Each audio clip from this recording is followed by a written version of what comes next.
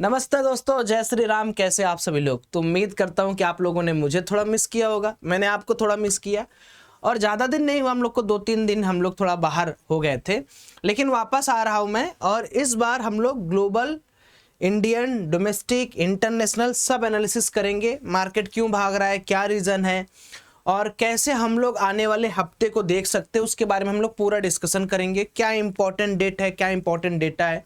But दोस्तों, अगर आप लोगों को ये संडे वाला जो हम लोग मेगा एनालिसिस करते हैं, अगर वो आपको पसंद आता है ना, तो प्लीज़ एक बार कमेंट ज़रूर किया करिए, क्योंकि हर चीज़ मैंने आपके लिए बिल्कुल फ्री कर दी है। ऐसा कंटेंट फ्री कर दिया है जिसको देखकर आप data reading, global dynamics, international dynamics सब कुछ समझ कर पढ़ सकते हो। मैं बराबर, मेरी कोशिश रहती है कि आपको बेस्ट और बेस्ट चीज़ें ला कर दूँ। जैसे मैंने आपको फिनविज, फाइनेंशियल जूस, ये सारी चीज़ें दी ताकि आप इंफॉर्मेशन गैदर कर सको और उसको अपने ट्रेडिंग में लगाते जाओ और आगे बढ़ते जाओ। आज की शुरुआत थोड़ा करेंगे पिछले दिन के मार्केट से। अब पिछले दिन का मार्केट जो था, मैं आराम से सो के उठा 9:50 या 11 बजे शायद मैं उठा था। 9:50 नहीं, 11 साढ़े 11 बज रहा था। फिर मैंने यहाँ पर एक ट्रेड ठोका। मैं कहा कि यार, जब मार्केट इतना ऊपर जा ही रहा है तो एक ट्रेड और ले लेते हैं। और उस ट्रेड में क्या हुआ, ये वाली आप कैंडल देख रहे हो, चूंकि मैंने 30 मिनट का कैंडल लगाया हुआ है, कहीं यहाँ पर मैंने ये ट्रेड प्लान किया था, यहाँ इसी किसी जोन में मैंने किया होगा। और यहाँ पर होता क्या है कि मार्केट एक थोड़ा सा देखोगे टॉप से नीचे आया, फिर ऊपर गया, नीचे आया, फिर ऊपर गया। इसको हम लोग ना 3 वाइट शोल्डर कैंडल बोलते हैं, या मैं नाम नहीं बताऊंगा, आप बताना। नाम तो मैंने बता दिया, ठीक है, क्या बोलते हैं इसको बताना, और इसका अपोजिट क्या नाम है वो भी बताना। तो उसके बाद जब मुझे पैटर्न समझ में आया, लेकिन तब तक मेरी जो इफिशियंसी थी या मेरा जो कॉन्फिडेंस था वो बहुत ज़्यादा टूट चुका था, तो मैंने इस मोमेंट को भी मिस कर दिया। तो देखने वाली क्या बात है कि मार्केट दोस्तों ना कितना बढ़िया तरीके से पैटर्न पर काम किया था पिछले दिन, यानी शुक्रवार के दिन। अब बैंक निफ्टी के अंदर इतना बड़ा मूवमेंट आने का एक रीज़न है कि जैसे अभी आप मान के चलो कि जो डेटा आया था अमेरिकी बाजार का, जो रिसेशन करा जा रहा था, उसके बाद यूरो जोन का डेटा आता है। यूरो जोन का डेटा ये दिखाता है कि भाई कॉन्फिडेंस जो है वो धीरे धीरे इंक्रीज हो रहा है और रिसेशन के चांसेस डिक्रीज हो रहे हैं। अब यहीं पर एक कैच मैं आपको देता हूं दोस्तों, बहुत ध्यान से समझिए। डेटा ट्रेडिंग जो होती है वो आज किया कल बदल दो। मतलब ये मत समझना कि आज अगर आपको दिख रहा है कि वार की न्यूज आ गई तो पूरा साल भर आप बेरिश रहोगे। ये गलतियां मैंने बहुत लोगों को करते हुए देखा है। मैं इसीलिए आपको जो इंफॉर्मेशन देता हूं, मैं कहता हूं सोर्स देखो, न्यूज़ देखो, स्कैल्प करो, निकल जाओ आधे एक घंटे में। दूसरी चीज, आप सब लोगों को पता होगा कि गोल्ड इसमें 2507 का हाई मार चुका है, यानी गोल्ड अपने लाइफ टाइम हाई पर है। यानी अभी तक गोल्ड जितना भी चला है 2507 का हाई मारा है। गोल्ड जब बहुत बुलिश होता है तो हमारे पास एक इंडिकेशन होता है। गोल्ड को क्यों लिया जाता है उसको समझने की कोशिश करिए। वीडियो थोड़ी लंबी होगी, जानकारी वर्धक होगी, आप समझना। गोल्ड को अगर आपको देखना है तो आप अपने स्क्रिप्ट पर या ट्रेडिंग व्यू पर XAUUSD डाल सकते हैं। इससे आपको गोल्ड का ओरिजिनल प्राइस दिख जाएगा। 2508 पे इसकी क्लोजिंग हुई है। 2% फ्राइडे के दिन ये बढ़ा हुआ है। इसका रीजन क्या है? रसिया ने एक और मिसाइल लॉन्च कर दी है यूक्रेनियन की तरफ। वहाँ एक नाम है क्रियो करके, या मैं थोड़ा गलत हो रहा हूँ तो आप चेक कर लेना। एक और मिसाइल लॉन्च किया और इसका भनक जो है, इसका भनक गोल्ड को सबसे पहले लगता है। यानी गोल्ड को पहली बात तो एक वार हेज बोलते हैं कि अगर वार कहीं हो रहा है तो हेज करो। इन्फ्लेशन हेज बोलते हैं, रिसेशन हेज बोलते हैं। तो गोल्ड के बहुत सारे पारंपरिक चीज़ों पर उपयोग किया जाता है। जैसे कि गोल्ड हम ले लेंगे तो इसको ज़मीन की तरह लोग सोचते हैं। लड़ाई हो रहा है, इक्विटी मार्केट डाउन जाएगा, बॉन्ड मार्केट डाउन जाएगा, हर जगह रिसेशन करीब आएगा, लेकिन अगर आपके पास गोल्ड है तो गोल्ड एक सेफ हेवन एसेट की तरह कंसिडर किया जाता है। तो दैट्स वाई गोल्ड बढ़ा। गोल्ड बढ़ने के साथ साथ अगर आप एक चीज और देखोगे, जो कंट्राडिक्टरी पार्ट है वो ये है कि अगर आप देखोगे डाउ जोन्स जो है वो भी बढ़ा। एक्चुअल में आपको समझाता हूं कि जब भी हम लोग गोल्ड वगैरह के प्राइसेस को मेजर करते हैं तो हम हमेशा ये कहते हैं कि गोल्ड का बढ़ना एक तो हो गया सप्लाई डिमांड की वजह से बढ़ना, दूसरा हो गया वार फियर या रिसेशन या किसी तरीके से अनसर्टेनिटी की वजह से बढ़ना। उसमें डाउ जोन्स और नास्डैक दोनों बढ़े, लेकिन जिस बात का डर था, ये सब बढ़े थे 300 400 पॉइंट, लेकिन गिर गए। तो कहीं ना कहीं अभी भी ग्लोबल इकोनॉमी किसी न किसी खतरे को भाप रहा है। फिर से मैं आपको आगाह करना चाह रहा हूं, ये बिल्कुल मत समझना कि वो खतरे को भाप रहा है, गोल्ड बढ़ रहा है तो आपको सिर्फ और सिर्फ बेयरिश होना नहीं। आपको यहां पर क्या करना है वो स्ट्रेटजी सुनो। जब मार्केट के अंदर ऐसी खबर होती है तो आप सभी लोगों को नहीं कि सुबह उठे आंख मलते मलते अरे ससुरा आज तो हम पुट लेंगे, ये गलत स्ट्रेटजी है। ये स्ट्रेटजी क्या है वो समझने की कोशिश करो कि अगर गोल्ड बढ़ रहा है, मार्केट के अंदर ग्लोबल डायनेमिक्स थोड़े से खराब हो रहे हैं, मार्केट के अंदर वार लाइक सिचुएशंस बढ़ रहा है, मार्केट के अंदर रिसेशंस लाइक के थोड़े खतरे हैं, तो हम क्या करेंगे? अगर हम इंडियन मार्केट में भी काम कर रहे हैं, अगर हम क्रिप्टो मार्केट में काम कर रहे हैं, अगर हम फॉरेक्स मार्केट में काम कर रहे हैं, फॉरेक्स तो मान लो अलग ही पूरी दुनिया होगी, क्योंकि इसमें जब आप करेंसी पेयर देखेंगे तो किसी किसी करेंसी पेयर का फर्क यूएसडी से होगा, तो यूएसडी के घटने से उसको फायदा होगा, कभी कभार बढ़ने से उसको घाटा होगा। तो इसको अभी साइड कर दो। ये दोनों एक जैसे चलते हैं, इक्विटी की तरह इनको देखा जाता है। इसमें डिविडेंड मिलता है, इसमें डिविडेंड नहीं मिलता है। तो क्रिप्टो हो चाहे इंडियन मार्केट हो, ये स्ट्रेटजी ये है कि जब भी रिसेशन, फियर, डर, वार, इन सब का खतरा हो तो हमें आंख बंद करके, मैं यहां लिख भी दे रहा हूं, आंख बंद करके ट्रेड नहीं करना है, बल्कि हमें क्या करना है? जो रेजिस्टेंस एरिया है उसको आइडेंटिफाई करना है और रेजिस्टेंस एरिया के आसपास छोटा ऐसा लगकर हमें ट्रेड करना चाहिए। किस साइड का? शॉर्ट साइड का। अब ऐसा नहीं है मेरे भाई कि मार्केट गिरा यहाँ पर खूब अच्छा सपोर्ट दिख रहा है तो मार्केट यहाँ से 100, 200, 400, 500 पॉइंट बाउंस ही नहीं करेगा। ऐसा हो ही नहीं सकता। दुनिया का कोविड भी आया था ना, कोविड के टाइम भी मार्केट सपोर्ट से बाउंस मारता था, 200, 400 पॉइंट जाता था, फिर गिरता था। तो अभी क्या आपको आइडेंटिफाई करना है? अभी आपको आइडेंटिफाई करना है कि भैया अगर रेजिस्टेंस है तो मैं सेल करूंगा, और अगर सपोर्ट है तो ऐसा नहीं है कि सपोर्टों पे भी मैं सेल करके रखूंगा, क्योंकि मैं तो राजा हूं, मुझे तो न्यूज पता है। तो आप राजा हो तो भिखारी बनने में आपको टाइम नहीं लगेगा। कड़वा है लेकिन अच्छी चीज बता रहा हूं। दूसरी चीज, लास्ट बात मैं आप लोगों को यह बता रहा हूं दोस्तों, कि जो भी लोग अभी तक हमारे क्रिप्टो करो के एडवांस ग्रुप में जुड़कर क्रिप्टो करो के एडवांस ग्रुप का फायदा नहीं उठा रहे हैं, डेटा नहीं देख रहे हैं, जो बिटकॉइंस के अंदर चल रहा है, जो लोग ये वीडियोस नहीं देख रहे हैं, लर्निंग नहीं देख रहे हैं, आप बहुत कुछ मिस कर रहे हो। आपको तो अच्छी तरीके से पता है कि क्रिप्टो किस तरीके से बूम कर रहा है, किस तरीके से लोग क्रिप्टो मार्केट के अंदर पैसा कमा रहे हैं, ट्रेडिंग कर करके पैसा कमा रहे हैं। तो आप में से बहुत सारे लोग मुझसे पूछते हो सौरभ भाई कैसे हम आपके एडवांस ग्रुप में जुड़े? तो जैसे वीडियो का डिस्क्रिप्शन बॉक्स है ना, इसी वीडियो के नीचे आपको इंडिया डेल्टा एक्शन जो कि रजिस्टर्ड है फाइनेंशियल इंटेलिजेंस यूनिट से, आपको टेंशन नहीं लेना है, अकाउंट ओपन करना है, पहला ट्रेड करना और मेरे को स्क्रीनशॉट भेज देना है। स्क्रीनशॉट कहाँ भेजोगे? वो टेलीग्राम आईडी क्या करना है मैं आपको बता रहा हूँ, आप नोट करो। ये देखो यहाँ सर्च का बटन है, पहले अकाउंट ओपन कर लिए, लिंक डिस्क्रिप्शन बॉक्स में, पहला ट्रेड कर लिए मिनिमम $15 से, यहाँ आके लिखना @trade सेटअप 758। अब देखो कोई स्पेस नहीं है, TRADSETUP 758। जैसे इसको यहाँ सर्च बॉक्स में डालोगे तुम्हें बहुत सारे स्कैम वाले भी दिखेंगे, बहुत सारे नकली दिखेंगे, बट तुम्हें याद रखना है कि इसमें दिखेगा सौरभ मौर्य, मेरा नाम दिखेगा, और ये इसके आगे इस तरीके के वेरीफाइड टिक दिखेगा। और याद रखना कि ट्रेड सेटअप 758 पूरा डालना, उसके बाद मैसेज करना तो हमारी टीम आपको लिंक भेज देगी। अगर मान लो आप गलती से कोई फेक वाले से चैट कर रहे हो तो कैसे उसको आइडेंटिफाई करना है? वो आपसे पहले तो अंग्रेजी में बतियाएगा, मैं अंग्रेजी में बतियाते ना, मुझे अंग्रेजी आती नहीं है। दूसरा, वो आपसे कहेगा इतना रुपया इन्वेस्ट करो तुम्हारा इतना बना दूंगा। तीसरा, वो आपसे कहेगा कि ये प्लान ले लो, ये कोर्स ले लो। वो हमारे यहाँ सब कुछ नहीं है।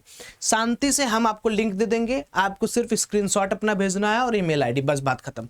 आगे चलते हैं। ये तो हो गई बात किस तरीके से काम करेंगे। वर्ल्ड मैप को थोड़ा सा यहाँ पर समझ लेते हैं, वर्ल्ड मैप को थोड़ा सा यहाँ पर देख लेते हैं किस तरीके से वर्ल्ड मैप है। तो अभी तो हाल चाल मार्केट का ठीक है, इस हिसाब से देखोगे तो यूके को छोड़ दो और कनाडा को थोड़ा छोड़ दो और नीदरलैंड को छोड़ दो, तो बाकी देश दुनिया का हालचाल ठीक है। इंडिया का भी हालचाल ठीक है, जापान का भी हालचाल ठीक है, इजराइल का थोड़ा सा मतलब उनका तो खराब ही रहेगा भी, साउथ अफ्रीका का भी ठीक है। ओवरऑल ग्लोबल इकोनॉमी थोड़ी सी अच्छी क्लोज दी है फ्राइडे की रात को। लेकिन अब मैं यहीं पर आ जाता हूं, हम लोग कहां पर आ जाएंगे? हम लोग आ जाएंगे अब यहां पर फ्यूचर्स में। और फ्यूचर्स के अंदर अगर मैं आपको सिर्फ और सिर्फ चार्ट के माध्यम से दिखाऊं तो जितने कमोडिटीज प्राइस उस पर आ जाइए, ये सब तो आपको दिख रहे हैं ठीक ठाक है। जापान भी थोड़ा सा गिर के सुधरने की कोशिश कर रहा है। यहां पर देखिए क्रूड ऑयल, और क्रूड ऑयल थोड़ा सा गिरा हुआ है। दैट मीन्स कि जो प्रेशर हुआ था जो ऑयल में या जो एनर्जीज में, जो कमोडिटीज में प्रेशर है वो थोड़ा सा दबा हुआ है, जो कि अच्छी चीज है हमारे लिए। उसके बाद देखो विक्स भी थोड़ा सा गिरा, अच्छी चीज है। हाँ, यहाँ पर थोड़ा डॉलर इंडेक्स बढ़ा है, वो एक खतरे का साइन है। गोल्ड का तो पता नहीं क्या सीन है, गोल्ड तो अपना अलग ही भाग गया। मैंने बताया वो जो मिसाइल वगैरह लोग लॉन्च कर दे रहे हैं, छोड़ दें, तो गोल्ड बहुत वोलेटाइल, लोगों को ये लग रहा है कि सब कुछ बेच के खाली गोल्ड लो, कॉपर लो, सिल्वर लो, सब बढ़ा हुआ है। आप देख सकते हो सिल्वर भी बहुत अच्छा बढ़ा हुआ है, गोल्ड भी बहुत अच्छा बढ़ा हुआ, कॉपर भी बहुत अच्छा बढ़ा हुआ है। ठीक है, पैलेडिनियम और इसमें और कुछ तो नहीं है, ठीक है, ये भी अच्छे बढ़े हुए हैं। जितने भी मतलब मेटल्स हैं ना, उनके अंदर खूब अच्छी वृद्धि आई हुई है। कमोडिटीज थोड़ा सा गिरा हुआ है। हाँ, गवर्नमेंट के जितने भी 30 ईयर बॉन्ड हुए, 10 ईयर नोट्स हुआ, 5 ईयर नोट्स हुए, जितने भी ऑक्शंस बॉन्ड है वो थोड़े बढ़े हुए। ये एक खतरे का साइन होता है, बहुत ज़्यादा खतरा नहीं, लेकिन एक खतरे का साइन ये होता है। बाकी करेंसीज मीटर के अंदर अगर हम लोग देखेंगे तो जापान की करेंसी थोड़ा स्ट्रेंथन हुई है, और कनाडा का भी थोड़ा सा स्ट्रेंथन हुआ है। न्यूजीलैंड, ये न्यूजीलैंड है क्या है देख लेना आप लोग। और AUD भी थोड़ा सा ऊपर हुआ है, CHF भी थोड़ा ऊपर है। तो सारी करेंसीज जो भी USD के हैं 7 पेयर में हैं, वो सब थोड़े थोड़े बड़े हुए हैं। तो ये बताता है कि कहीं ना कहीं अमेरिकी डॉलर का जो प्रभाव है वो थोड़ा थोड़ा कम हो रहा है, जो कि हमारे लिए, इंडियन मार्केट के लिए तो अच्छा है, क्योंकि हमें दोनों पर्सपेक्टिव से देखना है, ग्लोबल पर्सपेक्टिव और इंडियन मार्केट के हिसाब से। तो इंडियन मार्केट के हिसाब से अभी ओवरऑल ठीक है। अब कैलेंडर की बात कर लेते हैं कि आने वाले समय में क्या क्या चीज़ें हैं जो हमारे लिए इंपॉर्टेंट हो सकती है। देखिए, अगस्त 20 को, यानी 18 आज है, कल 19 से 20 है, तो 20 को भी कुछ नहीं है। 21 को थोड़ा बहुत एक डेटा है, लेकिन ये मीटिंग मिनट्स हैं, इसमें ज़्यादा फर्क नहीं पड़ता, थोड़ा बहुत फर्क पड़ता है, इसको भी आप लोग देख लीजिएगा। 22 तारीख को भी कुछ ऐसा नहीं, क्योंकि ऑलरेडी मैंने यहाँ पर 3 स्टार लगा रखा है। हाँ, ये 23 अगस्त को थोड़ा सा फील्ड चेयर पोवेल का स्पीच है, ये इंपॉर्टेंट डेटा हो सकता है हमारे लिए। ये भी हमारे लिए इंपॉर्टेंट डेटा है 26 तारीख को। 28 अगस्त, मतलब इस महीने में ऐसा कुछ डर वाली चीज़ नहीं है, या कुछ ऐसा बहुत खतरनाक चीज़ नहीं आ रहा है कि आपको देखकर घबराना या डरना है। उसके बाद हम लोग आ जाते हैं यहाँ पर कि अभी लेटेस्ट कुछ चीज़ें हैपनिंग हो रही हैं या नहीं हो रही हैं। तो अभी देखोगे तो पिछले कुछ दिनों में आपको न्यूज जो मिलेंगी वो सिर्फ और सिर्फ गाजा, इजराइल, मिसाइल, मुसाइल, सिर्फ यही सब बात है। ये सब प्रपोजल चल रहा है, सीज फायर पे टॉक चल रहा है, कुछ भी दुनिया में आप रात भर बैठे हो कुछ ना कुछ हो जा रहा है। तो आपको यहाँ पर दिख रहा होगा, रशियन डिफेंस मिनिस्ट्री ने बोला है कि Ukraine planning provocation related to Kursk nuclear power plant according to Interfax. Harris head of temp 50 वो जो पोल वोल चल रहा है वो सब के बारे में बता रहा है। ये आपको यहाँ पर दिख रहा होगा कि हम लोगों ने किस तरीके से इंटरेस्ट रेट किया, उन सब के बारे में चर्चा चल रहा है।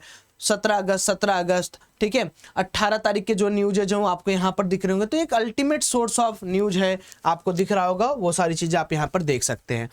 तो कुल मिला जुला के ग्लोबल इकोनॉमी एक नाव में सवार है, एक तरफ वार और एक तरफ सीज टॉक चल रहा है। एक तरफ वार की खबरें चल रही है, एक तरफ चल रही है कि भैया बंद कर दो वार, अब नहीं करना है। अमेरिका बोल रहा है कि वार रुकवा देंगे, अमेरिका फिर बोलता है कि भैया हमको नहीं लग रहा है वार रुकेगा।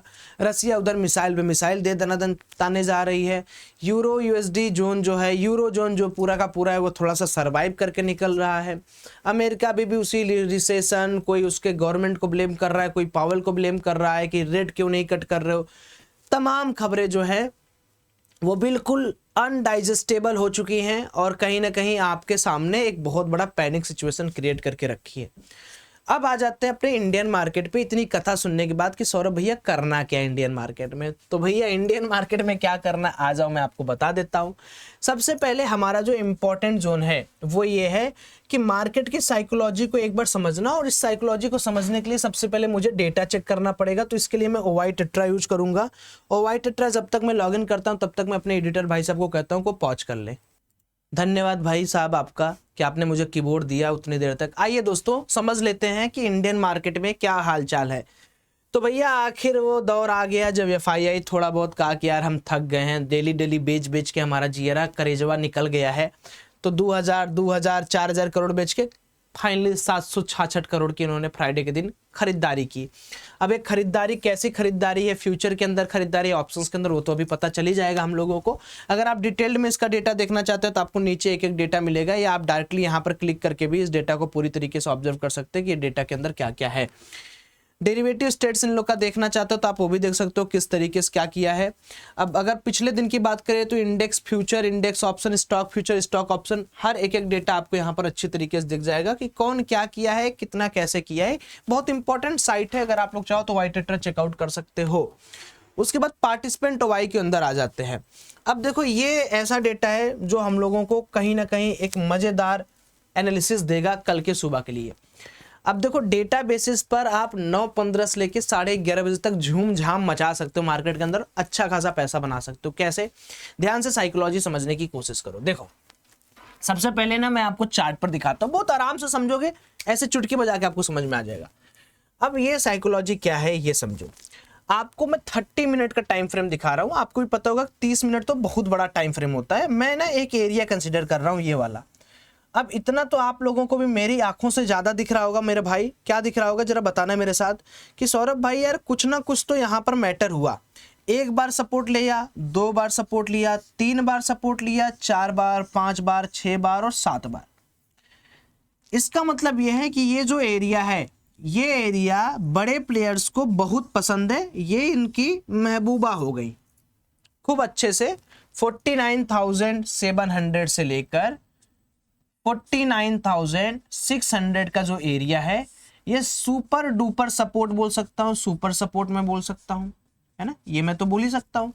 ये मैंने कैसे बोला? ये मैंने अपने से नहीं बोला, ये मैंने 30 मिनट के एनालिसिस में आपको बताई। मैं तो जनरली आपको 15 मिनट देखने को कहता हूं, अगर मैं 30 मिनट का आपको दिखा रहा हूं तो सोचो ये एरिया कितना इंपॉर्टेंट और कितना महत्वपूर्ण होगा हम सबके लिए। दिख रहा है अच्छे तरीके से ना, समझ में आ रहा है? ओके जी।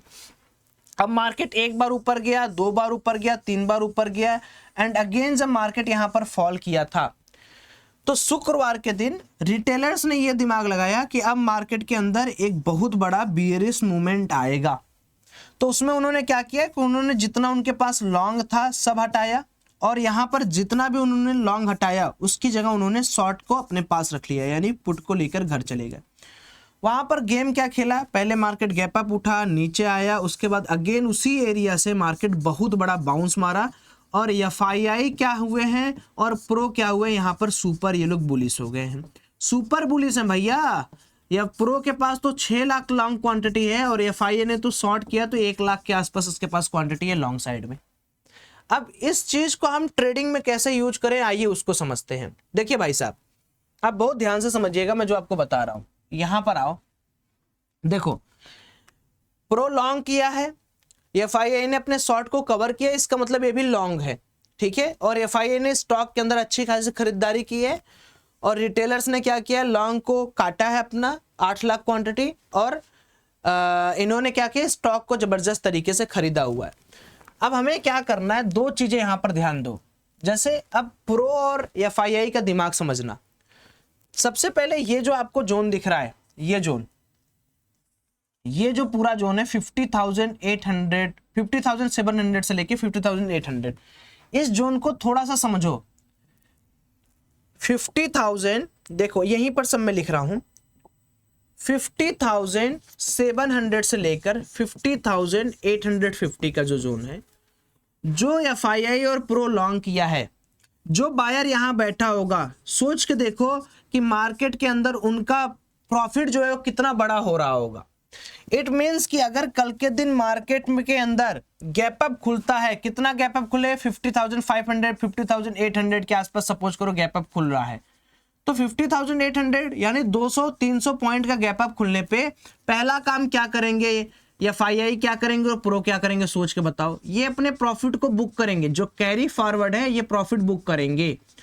कहने का मतलब ये है कि अगर कल के दिन हमें मार्केट गैप अप मिलता है 200-300 पॉइंट, अगर हमें गैप अप मिलता है 200 से 300 पॉइंट बैंक निफ्टी, तो पहला काम हमें क्या करना है, मार्केट के अंदर शॉर्ट ट्रेड का प्लान करके चलना है। We have to short the market, हमें शॉर्ट ट्रेड का प्लान करके चलना है। जब ये अपना प्रॉफिट बुक कर लेंगे, जैसे अब ये क्या है कि तुरंत नहीं करेंगे, 50-800 के ऊपर गया है, थोड़ा सा ऊपर ले जाएंगे, नचाएंगे, ताकि आपको लगे, रिटेलर्स को लगे कि नहीं यार अब तो कल वाला मिस कर दिए थे, अब वो लॉन्ग करेंगे। साइकोलॉजी समझो। वही समय जो लॉन्ग करने वाले होंगे वो लॉन्ग करेंगे, आपको उसी समय शॉर्ट करना है। ऐसा नहीं कि मार्केट खुलते गिराएंगे, मार्केट खुलते थोड़ा 100-150 पॉइंट ये ऊपर उठाएंगे, फंसाएंगे, एक्यूमुलेट करेंगे, उसके बाद धड़ाम से गिराएंगे। और सपोज करो कि मार्केट गैप डाउन खुल गया, अब उन्होंने तो लॉन्ग किया है, गैप डाउन खुलेगा कैसे? या तो बहुत बड़ा ग्लोबल कुछ चेंज हो जाए, लेकिन उतना बड़ा गैप डाउन ये खुलेगा नहीं, गैप डाउन खुलेगा 100-150 पॉइंट। तो अगर 100-150 पॉइंट गिर रहा है, 50, 400, 50, 200, तो हमें यहां पर क्या करना है? लॉन्ग का प्लान करना है। इट मीन्स कि मार्केट के अंदर जो हमें ट्रेंड दिख रहा है वो क्या कह रहा है कि एक तरफ अगर गैप अप खुलता है बड़ा 200-250 पॉइंट, तो उसको थोड़ा सा ऊपर ले, फ्लैट पर भी उनको ऊपर ही ले जाना है। फ्लैट पर भी क्या करेंगे जान, तो फ्लैट भी खुला 50-500 के आसपास, तो 50-800 के आसपास आके शॉर्ट करना। 50,000 750 से लेके 50,000 ही है ना, हाँ 850 तक प्लान क्या करना है? शॉर्ट का। हाँ जी, समझ में आ रहा है आपको? और लॉन्ग का प्लान कब करना है? ये प्लान तब करना है जब फ्लैट खुले और गैप अप खुले, ठीक है। अगर गैप अप खुल जाता है मान लो 50-850 के ऊपर, तो 50-60 पॉइंट और ऊपर, 70 पॉइंट और ऊपर जाने की ख्वाहिश ये रखेंगे। भाई साहब अगर गैप डाउन खुल गया, गैप डाउन भी बहुत बड़ा गैप डाउन नहीं होना चाहिए, गैप डाउन होना चाहिए लेस देन 200 पॉइंट्स। 200 पॉइंट्स अगर गैप डाउन खुलता है तो गो फॉर लॉन्ग, ठीक है। और अगर मोर देन 200 to 300 पॉइंट खुल गया गैप डाउन, तो यहां पर फिर से हमें शॉर्ट का प्लान करना है। तो आप समझ रहे हो किस तरीके से मार्केट के अंदर ये काम किए और किस तरीके से आपको काम करना है। अगर आप इतनी बातें मेरी समझ पा रहे हो तो आप मार्केट में फंसोगे नहीं, ठीक है। हालांकि वीडियो काफी लंबी हो गई और मैंने अपनी बात बहुत सारी समझा दी। कल मिलते हैं, लिंक डिस्क्रिप्शन बॉक्स में दिया हूँ। क्रिप्टो स्टार्ट करो, वापस आ गया हूँ तो आज से लाइव ट्रेडिंग भी स्टार्ट करेंगे, ठीक है। Thank you, have a great day, bye bye, love you all.